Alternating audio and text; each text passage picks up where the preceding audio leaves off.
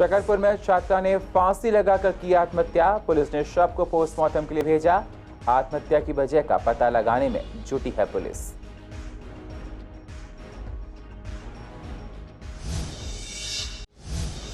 लक्ष्मीनगर में प्रदर्शन करते हुए आप विधायक नितिन त्यागी हुए गिरफ्तार।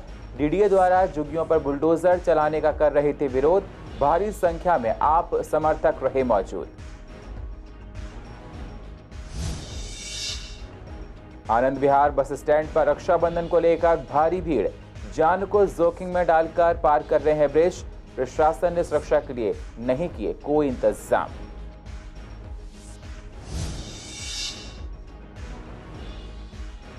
पूर्वी दिल्ली में जगह जगह निकाली जा रही है तिरंगा यात्रा। लोगों को किया जा रहा है जागरूक।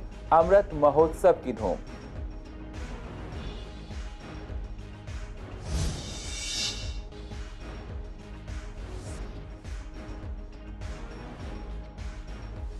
और मंडोली जेल में रक्षाबंधन के मौके पर एक अनोखे कार्यक्रम का हुआ आयोजन। जवानों के कलाई में राखी बांधकर दिया प्रेम का संदेश।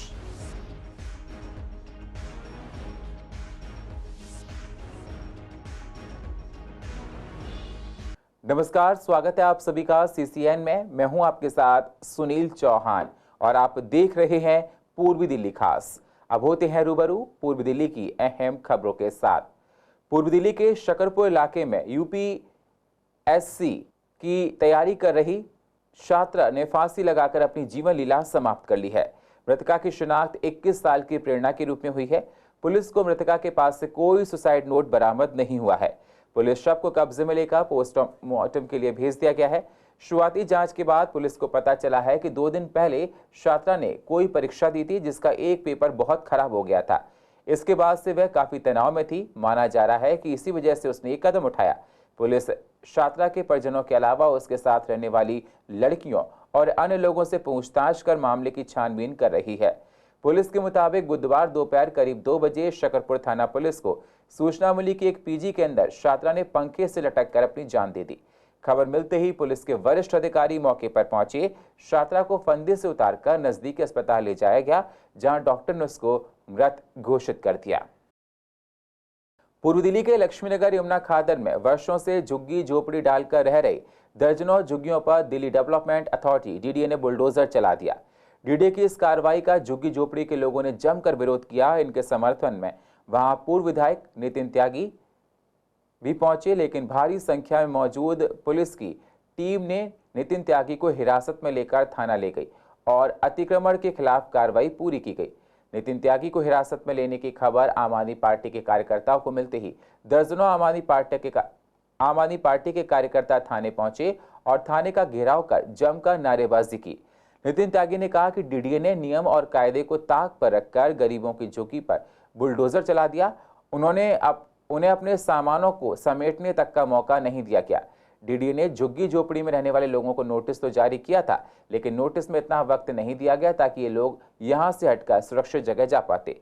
नितिन त्यागी का यह भी कहना है कि झुग्गी झोपड़ी में रहने वाले लोगों को दोबारा स्थापित करना चाहिए था, लेकिन उस पर बुलडोजर चला दिया गया।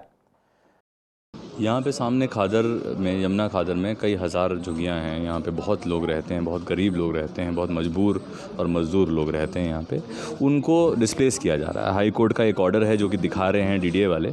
उसमें साफ लिखा है ऑर्डर के अंदर कि डूसिब के कंसल्टेशन, आप भी देख लीजिए, इसे दिखा दीजिएगा लोगों को, कि डूसिब के कंसल्टेशन में ये डिमोलिशन कैरी आउट होगा। बिना किसी डूसिब से कंसल्ट किए एक मीटिंग करी जिसमें डूसिब को बुलाया। यहाँ पे कई, आप भी जानते होंगे, कई हज़ार लोग रहते हैं। डूसिब ने कहा 300 वैकेंसी हैं अभी उनके पास में जहाँ पे लोगों को रखा जा सकता है, अभी पूरी नहीं है। और डूसिब ने ये भी कहा कि इस मौसम में वो लोग डिमोलिशन नहीं करवाते हैं किसी भी तरीके का। उसके बावजूद यहाँ पे डिमोलिशन किया जा रहा है। मैं यहाँ पे पुलिस वालों से बात कर रहा हूँ, एसीपी से भी बात हुई, मेरी इंस्पेक्टर साहब से बात हुई, डीसीपी जी से बात करने की कोशिश कर रहा हूँ, उन्होंने फ़ोन नहीं उठाया फ़िलहाल। लेकिन ये गलत हो रहा है इस वक्त। ना तो मौका दिया गया, 3 दिन के लिए नोटिस। कौन अपना घर 3 दिन में खाली कर देगा?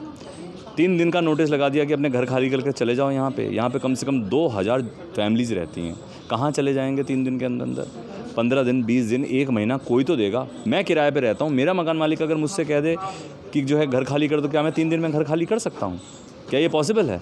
और मैं तो सक्षम हूँ, ये लोग तो सक्षम भी नहीं है इतने कि जो है अपना सामान उठाएं और चले जाएंगे कहीं पे भी, और यहाँ से जाएंगे तो कहीं और जाके बसेंगे। इससे अच्छा जहाँ बसे हुए हैं 1 महीने का समय दो, 1.5 महीने का समय दो, हट जाएंगे वहाँ से लोग। हाई कोर्ट का ऑर्डर है डूसिब के कंसल्टेशन, मतलब इनको रिहैबिलिटेट करने का इंतजाम करना पड़ेगा। कल को सब के सब जाएंगे, शौच के लिए कहाँ जाएंगे, बाथरूम के लिए कहाँ जाएंगे, महिलाएं होती हैं इनके साथ में, महिलाएं कहाँ जाएंगी, बच्चे कहाँ जाएंगे, इलाज कहाँ पे होगा, किस तरीके से होगा, इसलिए डूसिब को के कंसल्टेशन में करना है, वो इंतजाम तो करना पड़ेगा। ये सड़क पर छोड़ दे मरने के लिए लोगों को। सर हमें पहले नहीं बताया गया, यहाँ पे 3 महीने का एप्लीकेशन लिख के भेजा था, उन्होंने जिनके पास भेजा था वो हमारे को बताया नहीं इस तरफ झुग्गियों में कि ऐसे ऐसा टूट जाएगा इतने दिन के बाद, तो हटा लेना। तो हमें यही पता ही नहीं था, तो अचानक ही आया और तोड़ना फोड़ना स्टार्ट कर दिया। हमारा बहुत सारा सामान यहाँ पे बर्बाद हो। रक्षाबंधन एक ऐसा त्योहार है जिसे बड़ी धूमधाम और प्यार के साथ मनाया जाता है, लेकिन यही प्यार और त्योहार की धूमधाम देश की राजधानी दिल्ली को एक भारी भीड़ की ओर ले जा रही है। ये भीड़ दिल्ली के जानी मानी जगह आनंद विहार की है। ये जगह ट्रेवल के जरिए से काफी महत्वपूर्ण मानी जाती है, जिसकी वजह से रक्षाबंधन जैसे खास त्योहार पर यहाँ एक बड़ी तादाद में लोगों की भीड़ देखी जा रही है। यहाँ सिर्फ लोगों की भीड़ नहीं है, लोगों की लापरवाही और नियमों का उड़ता मजाक है, जो कि एक बार फिर कोरोना को खुलेआम चुनौती देने का काम कर रहा है। तस्वीरों में आप साफ देख सकते हैं किस तरह लोग कोरोना के नियमों की धज्जियां उड़ाते हुए दिख रहे हैं। आप ना किसी के चेहरे पर मास्क लगाते हुए दिखेंगे, ना ही सोशल डिस्टेंसिंग का वहां पर पालन हो रहा है, जिसका खामियाजा दिल्ली के साथ साथ देश के दूसरे शहर भी भुगतेंगे, क्योंकि एक ऐसा समय है जब कोरोना ने एक बार फिर अपने पैर पसारने शुरू कर दिए हैं। गांधीनगर में एक विशेष रक्षाबंधन कार्यक्रम का आयोजन किया गया। पंचायती धर्मशाला कैलाश नगर में इस भव्य कार्यक्रम का आयोजन हुआ, जिसमें क्षेत्र में स्वच्छता कर्मचारियों के साथ रक्षाबंधन का पर्व मनाया गया। महिला स्वच्छता कर्मचारियों ने आए हुए व्यक्तियों को राखी बांधी और पुरुष सुरक्षा कर्मचारियों को संस्था की महिला सदस्यों ने राखी बांधकर रक्षाबंधन का पर्व मनाया। संस्था की तरफ से सभी बहनों को साड़ी और मिठाई प्रदान की गई। इस कार्यक्रम में राष्ट्रीय स्वयंसेवक संघ के दिल्ली प्रांत के सदस्य भी मौजूद रहे। दिल्ली सरकार के गुरु तेग बहादुर अस्पताल में नर्सिंग कॉलेज की तरफ से प्रभात फेरी तिरंगा यात्रा निकाली गई। इस तिरंगा यात्रा में नर्सिंग कॉलेज की 250 से ज्यादा छात्राओं और उनके स्टाफ के साथ गुरु तेग बहादुर अस्पताल के सीनियर डॉक्टर्स के साथ अन्य स्टाफ ने प्रभात फेरी निकालकर लोगों को देश के प्रति जागरूक किया। दिल्ली सरकार की तरफ से युवाओं में देशभक्ति की भावना जागृत करने के लिए 11 अगस्त से 14 अगस्त तक दिल्ली सरकार के सभी सरकारी कार्यालयों को आदेश जारी किए गए हैं कि वे अपनी तरफ से इस तरीके की प्रभात फेरी या तिरंगा यात्रा निकालें और आने वाली पीढ़ी को देश के प्रति जागरूक करें। जिस तारीख से हमारे स्वतंत्रता सेनानियों ने देशभक्ति की भावना से देश को आजाद कराया, उसी तरीके से हमारे देश के युवा देशभक्ति की भावना अपने दिल में आजादी को उजागर करें और देश को आगे बढ़ाने का काम करें। आज़ादी का अमृत महोत्सव मनाया जा रहा है, उसके उपलक्ष्य में हर घर तिरंगा प्रोग्राम सरकारी प्रोग्राम है और इसका आयोजन किया जा रहा है। उसी के तहत ये प्रभात फेरी का आयोजन हमारे यहाँ 11, 12, 13, 14 अगस्त को किया गया है। 11 अगस्त और 13 अगस्त को हमारे नर्सिंग कॉलेज की स्टूडेंट हैं, मैडम के कोऑर्डिनेशन से इनकी प्रभात फेरी थी। 12 और 14 अगस्त को UCMS जो मेडिकल कॉलेज है वहाँ के स्टूडेंट, डॉक्टर्स और फैकल्टीज़, उनका प्रभात फेरी है। ये प्रभात फेरी हमारे देश की जनता, देश के नागरिकों, उनमें जो है अपने जो हमारे स्वतंत्रता सेनानी थे, जो आज़ादी की लड़ाई जिन्होंने लड़ी, जिनकी बदौलत हमें आज़ादी मिली, तो उनमें देशभक्ति की भावना जागृत करने के लिए आज हमारे यंग जनरेशन को आप देखते हैं बहुत चीज़ों में पीछे रह जाते हैं। तो सरकार ने, भारत सरकार ने और दिल्ली सरकार ने निर्णय लिया कि हमारे यंग जनरेशन को उनके अंदर देशभक्ति की भावना जागृत करनी है। इसके तहत ही ये प्रभात फेरी का आयोजन किया गया। आज जैसा कि आप जानते हैं, हम 75वां स्वतंत्रता दिवस मना रहे हैं। ये आज़ादी का महोत्सव घर घर पहुँचे, घर घर तिरंगा हो, इसी एंथुजियाज्म, इसी जोश के साथ Florence Nightingale college of nursing की सभी छात्राएं, सभी नर्सिंग फ्रेटर्निटी, JTB हॉस्पिटल के सभी dignitaries, medical superintendent doctor Dhananjay और बाकी सभी हमारे सीनियर लोग, आप सबको इस स्वतंत्रता दिवस की बधाई देते हैं।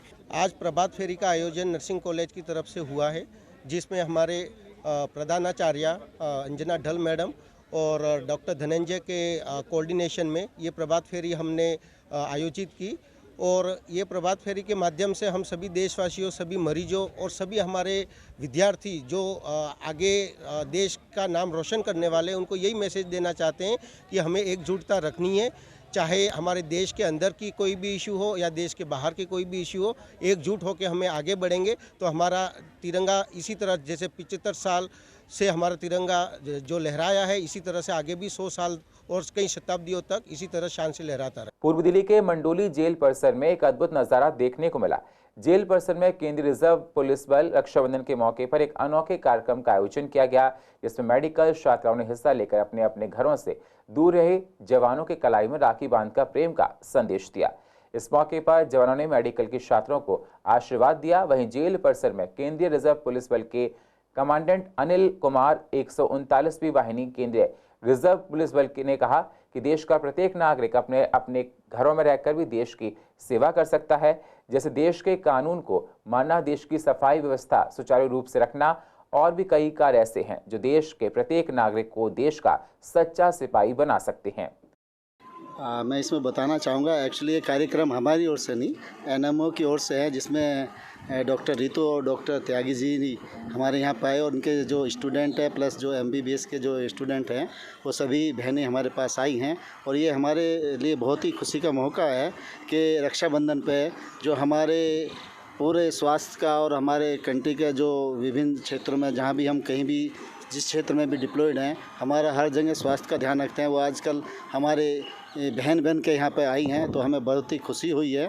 और मैं चाहूँगा इस तरीके का प्रोग्राम हमेशा हो, और जो हम जहाँ भी दूर दराज के इलाकों में डिप्लॉयड हैं वहाँ भी, और आज यहाँ दिल्ली के एक जेल में जहाँ हमारे बहुत से साथी ऐसे हैं जो अपनी बहनों के पास नहीं जा पाएंगे, तो उनको आज कमी पूरी होगी है और एक साथ उनके साथ रक्षाबंधन मनाया।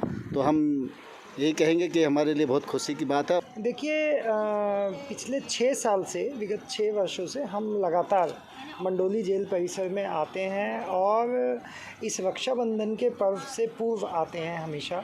ये रक्षा सूत्र बांधने का कार्यक्रम है जो हम अपने मेडिकल कॉलेज की जो छात्राएं हैं उनके माध्यम से हमारे जो सैनिक भाई जो अपने घरों से दूर दराज क्षेत्रों से आए हुए हैं और यहाँ मंडोली जेल में अपनी सरकारी सेवाएं दे रहे हैं, राष्ट्र की सेवा कर रहे हैं, उनको ताकि ये भाव रहे कि वे यहाँ पे अकेले नहीं हैं और उनकी जो ये बहनें हैं वो उनकी सूनी कलाइयों पे राखी बांधकर उनके इस त्यौहार को सूना ना रहने दें। इसके निमित्त हम लोग हर साल यह कार्यक्रम करते हैं। पूर्व दिल्ली में भी रक्षाबंधन का पावन त्योहार बड़े धूमधाम से मनाया गया। बहनों ने अपने भाई की कलाई पर राखी बांधी। साल भर से बहनों को इस त्योहार का इंतजार रहता है। भाइयों ने बहनों को उपहार दिए। भाई बहन के अटूट प्रेम इस त्योहार पर देखा जा रहा है। रंग बिरंगे मौसम में सावन की घटा छाई है। खुशियों की सौगात लेकर बहना राखी बांधने आई है। आज राखी के इस शुभ अवसर पर मैं आप सभी को राखी की बहुत बहुत बधाई देती हूं सबसे पहले तो, और उसके बाद आज मैं भी अपने भाई को राखी बांधने आई हूं। और राखी का जो ये त्यौहार है ये बहन और भाई के प्रेम को दर्शाता है, और क्योंकि ये त्यौहार ही है जो मिलने का एक अब कारण रह गए हैं जहाँ तक कहें। मैं इस राखी के पावन बेला पे अपने भाई के घर राखी बांधने आई हूँ और मैं बहुत खुश हूँ, क्योंकि एक यही राखी या त्यौहार एक ऐसा ही माध्यम बन चुका है जिसके द्वारा हम अपने परिवार के साथ टाइम स्पेंड कर सकते हैं, एक दूसरे के लिए समय निकाल सकते हैं। क्योंकि हम लोगों के पास इस भागती दौड़ती ज़िंदगी में बिल्कुल भी एक दूसरे के लिए समय नहीं है। राखी के अवसर पे मैं अपने भाई के घर आके बहुत खुश हूँ। परिवार वालों से मिलकर मैं बहुत खुश हूँ। मेरी तरफ से आप सभी को राखी की ढेर सारी शुभकामनाएं। दिल्ली में कोरोना के केस लगातार बढ़ते जा रहे हैं। त्योहारों में तो केस और बढ़ने की आशंका जताई जा रही है। मास्क लगाने के लिए डॉक्टर्स लोगों को बोल रहे हैं। साथ ही कोरोना के नियमों पर सख्ती बरतने की बात कही गई है। क्या कह रहे हैं डॉक्टर गौतम, जरा आप भी सुनिए। देखिए, कोविड का अलर्ट सरकार ने जारी कर दिया है और मास्क लगाना पब्लिक प्लेसेस में दोबारा से अनिवार्य कर दिया है। कोविड के केसेस दिल्ली में जो है वो बहुत तेज़ी से अब बढ़ते जा रहे हैं। धीरे धीरे जो है वो हॉस्पिटल में एडमिशन्स के लिए भी जो है वो इंक्वायरीज आनी शुरू हो गई हैं और कुछ पेशेंट जो है वो ओपीडी बेसिस में भी काफ़ी बुखार लेके जो है वो आ रहे हैं, खांसी की दिक्कत लेके आ रहे हैं। तो ऐसे समय में त्यौहार के टाइम में बहुत ज़रूरी है कि हम अपनी सेफ्टी बना के रखें। कोविड हम जानते हैं कि उसका फैलने का तरीका जो है वो अगर मुंह ढका हुआ नहीं है या हाथ में अगर कोविड का वायरस लगा है तो उससे हो सकता है। तो इसलिए हैंड सैनिटाइज करना, सोशल डिस्टेंसिंग मेंटेन करना और मास्क का पहनना बहुत ज़रूरी है। पॉजिटिविटी रेट जो है वो लगभग 15% के आसपास है, तो उसमें जो कोविड संबंधी एहतियात हैं वो बरतने ज़रूरी हैं, क्योंकि वायरस है, म्यूटेशन होकर कहीं वो ख़तरनाक ना हो जाए, इसके लिए सावधानी रखनी ज़रूरी है। देखिए ऐसा है कि अगर हम कोविड का पिछले 4 महीने का ट्रेंड देखें तो कई बार ऐसा हुआ है कि जब पॉजिटिविटी रेट 10 से ऊपर पहुँचा है, और अब ये जैसे इस बार भी ये चौथा ऐसा लगातार 1 महीने बाद या 1.5 महीने के गैप पे अगर हम देखते हैं तो ये चौथी बार ऐसा हुआ है कि जब पॉजिटिविटी रेट बढ़ा है लेकिन वो अपने आप ही नीचे भी आ जाता है। अच्छा, जहाँ तक हॉस्पिटलाइजेशन की बात है तो अभी जो भर्ती होने वाले मरीजों की संख्या है वो काफ़ी कम है, वो बहुत ज़्यादा नहीं है, और जो लोग इम्यूनो कॉम्प्रोमाइज्ड हैं या जिन लोगों के अंदर सीवियर कोविड हो रहा है वो वही लोग हैं या तो जिनकी उम्र ज़्यादा है, जो अन्य बीमारियों से ग्रसित है, तो ऐसे में उन लोगों को अधिक सावधान रहने की आवश्यकता है। एंटी करप्शन ब्रांच ने उपराज्यपाल सचिवालय को पत्र लिखकर मांग की है कि आम आदमी पार्टी के विधायक अमानतुल्लाह खान को दिल्ली वक्फ बोर्ड के अध्यक्ष पद से हटाया जाए। एसीबी ने कहा कि अमानतुल्लाह के खिलाफ भ्रष्टाचार के मामले में गवाहों को धमकाने से जांच में बाधा आ रही है। आपको बता दें, अमानतुल्लाह खान ओखला से आप विधायक हैं। उन्होंने एक दिन पहले ट्वीट करते हुए प्रधानमंत्री नरेंद्र मोदी पर हमला बोला। उन्होंने आरोप लगाया कि प्रधानमंत्री आप संयोजक अरविंद केजरीवाल से डरते हैं और उन्हें परेशान करने के लिए टारगेट करते हैं। पूर्वी दिल्ली के तीनों पार्टियों के नेताओं ने इस पर अपनी बात रखी है। क्या कह रहे नेता, जरा आप भी सुनिए। शुचिता की राजनीति और पारदर्शिता की राजनीति से केजरीवाल सरकार बहुत दूर हो चुकी है। जहां अमानतुल्लाह जो इनके विधायक हैं उनके ऊपर भ्रष्टाचार के इतने गंभीर आरोप लग चुके हैं, उन्होंने अपने निजी लोगों को लगातार लाभ दिलाया है, उनको इस्तीफा दे देना चाहिए। केजरीवाल सरकार को उनसे इस्तीफा ले लेना चाहिए, तब उनके आरोपों की जांच होनी चाहिए। वो इस्तीफा ना देना उनकी बेशर्मी का और लोकतंत्र के मूल्यों में उनके विश्वास न होने का सबूत है। इसीलिए ये जांच के चलते वो इस्तीफा ना देके जांच को प्रभावित करना चाहते हैं। कि जब राफेल के चार्ज प्रधानमंत्री जी पे लगे थे, क्या प्रधानमंत्री जी को प्रधानमंत्री के पद से हटा दिया गया था? नहीं। जब तक जो चार्ज अमानतुल्लाह खान के ऊपर लगे हैं वह चार्ज सिद्ध नहीं हो जाते, अमानतुल्लाह खान को बिल्कुल नहीं हटाया जाएगा। और उन्होंने दिल्ली वक्फ बोर्ड में काम किया। क्या काम किया? दिल्ली की जो प्रॉपर्टीज़ हैं उसको उन्होंने किराए पे उठाया, 33 लोगों की वहाँ पे नियुक्तियाँ कराई और लोगों को तरह तरह के पदों पे रखा ताकि दिल्ली वक्फ बोर्ड अच्छा काम कर सके। आप हर चीज़ के अंदर एक घोटाला ढूंढें, कोई दिक्कत की बात नहीं है, लेकिन आरोपों को सिद्ध होने दें, उसके बाद आपको जो कार्रवाई करनी है करें। उत्तर पूर्व दिल्ली में भड़के सांप्रदायिक दंगों के एक मामले के 6 आरोपियों को अदालत ने लूट और आगजनी के आरोप से मुक्त कर दिया है।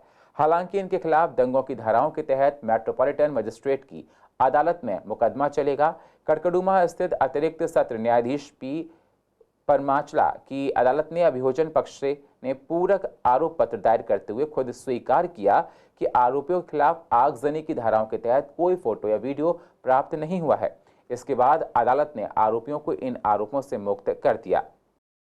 देखिए, ये जो मामला है वो दिल्ली के करकड़ुमा कोर्ट के एक एडिशनल सेशन जज माननीय पुलिस्थिया परमाचला जी ने जो इसमें ऑर्डर दिया है कि दिल्ली दंगे के जो 6 आरोपी जो अतिरिक्त उसमें पाए गए थे, जिनके ऊपर आगजनी और लूटपाट के जो चार्जेस लगे थे, उन आगजनी और लूटपाट के चार्जेस से उनको बरी कर दिया है। और उसी केस में अभी जो रिलेटेड अभी जो प्रोसिक्यूशन की तरफ से उनकी सप्लीमेंट्री चार्जशीट जो अभी दाखिल की गई है, उसके द्वारा पता लगाया है कि इसमें लूटपाट के और आगजनी के उसमें नहीं है, लेकिन फिर भी अभी जो नीचे एमएम कोर्ट में मेट्रोपॉलिटन मजिस्ट्रेट साहब की कोर्ट में अभी भी उनके ऊपर जो है दंगा भड़काने के और दंगे में शामिल होने के जो चार्जेस हैं वो अभी तरह से पुख्ता अभी प्रूव नहीं कर पाए हैं, तो उन पे अभी भी जो है फर्दर केस चलेगा।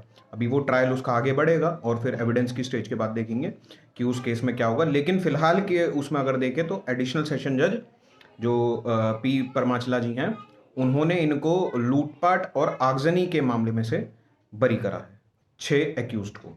ये जो ऑनरेबल कोर्ट ने नॉर्थ ईस्ट में दंगों में 6 लोगों को डिस्चार्ज किया है, ये अच्छा डिसीज़न है, क्योंकि जो प्रोसिक्यूशन ने अपनी चार्जशीट फाइल की है, पुलिस ने वालों ने प्रोसिक्यूशन के थ्रू, उसमें उनके अगेंस्ट कोई भी ऐसे एलिगेशंस नहीं मिले जिससे ये पता चल सके कि उन्होंने लूट वगैरह की है वहाँ पर या आग लगाई है।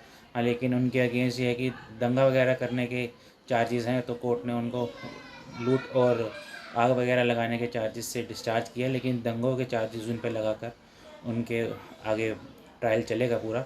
बाकी जैसे जैसे उनके अगेंस्ट एविडेंस अगर कुछ मिलता है तो बिल्कुल उनको सज़ा होगी, और अगर इन केस नहीं मिलता तो हो सकता है कि उसमें डिस्चार्ज हो जाएगा।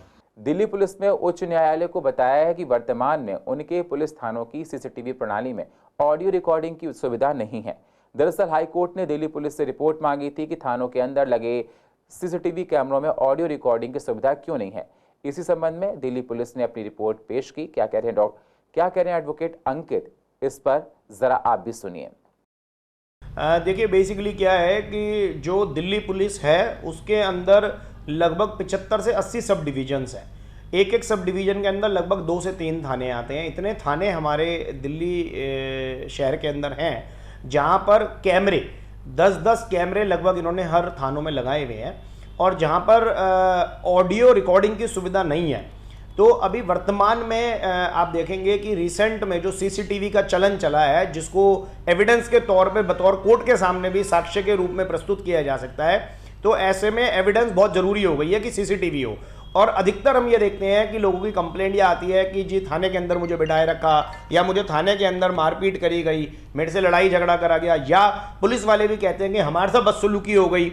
जैसे अभी रिसेंट भी कुछ वाकया ऐसा आया कि किसी पुलिस वाले को आनंद विहार थाने में पीट दिया गया कुछ लोगों द्वारा, और या फिर लोगों को बदसलूकी की जाती है। तो ऐसे में बहुत अहम होता है कि अगर ऑडियो रिकॉर्डिंग भी हो, अगर वीडियो के साथ साथ ऑडियो हो, तो बहुत चीज़ें क्लियर हो सकती हैं। बहुत सारे केसेस जो है बिल्कुल स्क्रैच पे सेटल हो सकते हैं, जिससे कानून की व्यवस्था बहुत हद तक अच्छी हुई। उत्तर पूर्व दिल्ली के न्यू उस्मानपुर थाना क्षेत्र के अंतर्गत एक निजी अस्पताल में डिलीवरी के दौरान जच्चा बच्चा की मौत हो गई। पीड़ित परिवार का आरोप है कि अस्पताल की लापरवाही की वजह से जच्चा बच्चा की मौत हो गई। अस्पताल में डिलीवरी के वक्त डॉक्टर मौजूद नहीं थी। डॉक्टर को कई बार फोन किए गए पर डॉक्टर अस्पताल नहीं आई। नर्स ने डिलीवरी कराने का प्रयास किया तो जिसकी वजह से जच्चा बच्चा दोनों की मौत हो गई। मृतक महिला के पति अनमोल ने बताया कि बीते 6 महीने से उसकी गर्भवती पत्नी का इलाज 4.5 पुस्ता स्थित निजी अस्पताल में किया जा रहा था। मंगलवार सुबह जब पत्नी को प्रसव पीड़ा हुआ तो उसने पत्नी को उसी अस्पताल में दाखिल कराया जहां उसका इलाज चल रहा था। मृतक महिला के पति अनमोल का आरोप है कि दोपहर 3 बजे तक उसकी पत्नी प्रसव पीड़ा से चिल्लाती रही, लेकिन डॉक्टर अस्पताल नहीं पहुंची। तकरीबन 3 बजे अस्पताल की नर्सों ने डिलीवरी कराने का प्रयास किया। इस दौरान महिला की मौत हो गई। मेरी वाइफ जो है प्रेगनेंट थी, पिछले 9 महीने से प्रेगनेंट थी। आज उसका डिलीवरी का टाइम था। थोड़ा जोर जी। डिलीवरी का टाइम आज ही था मेरी वाइफ का। तो मैं डिलीवरी के चक्कर में आज जो है हॉस्पिटल में 6 महीने से लगभग यही वीर नर्सिंग होम के 4.5 बजे पे जो सर्विस रोड पे है, वीर नर्सिंग होम प्राइवेट है ये। मेरा यहाँ पे इलाज चल रहा था जिसका, और इन्होंने पूरा ट्रीटमेंट शुरू से करा था अभी तक का। आज जो है डॉक्टर विजिट करने नहीं आ पाई। सुबह के टाइम मेरी वाइफ को पेन हुआ, मैं लेके आया यहाँ पर, इन्होंने एडमिट करा। एडमिट करने के बाद में सुबह 9 बजे से लेकर के 3:30 बजे तक वहाँ पर कोई ट्रीटमेंट मुझे नहीं मिल पाया ढंग से। डॉक्टर की सलाह पे नर्स ने एक इंजेक्शन आके लगाया था और एक RL की बोतल लगा दी थी ला करके। और वाइफ को जब लेके गए OT के अंदर तो वहाँ से 10 मिनट के बाद ही उन्होंने खबर दी थी कि वाइफ तो आपकी खत्म हो गई है। तो मैंने कहा बेबी मेरा, और उन्होंने अंदर ले आके देखा करा जी अभी तो हमने डिस्चार्ज नहीं कर पाया मतलब बेबी को। और तो हॉस्पिटल है 4.5 पुस्ते पे है सर्विस रोड के ऊपर, और इस हॉस्पिटल की लापरवाही की वजह से मैं अपने घर किया 2 जाने खो चुका हूँ। मैं चाहता हूँ मेरे साथ हुआ कम से कम किसी और के साथ ना हो, ये हॉस्पिटल बंद करें सरकार। और मेडिकल डिपार्टमेंट से भी मेरी रिक्वेस्ट है कि ऐसे लोगों का लाइसेंस जो है कैंसिल करा जाए। और फिलहाल इस बुलेटिन में इतना ही। बाकी खबरों के लिए आप बने रहिए CCN के साथ। तब तक के लिए नमस्कार।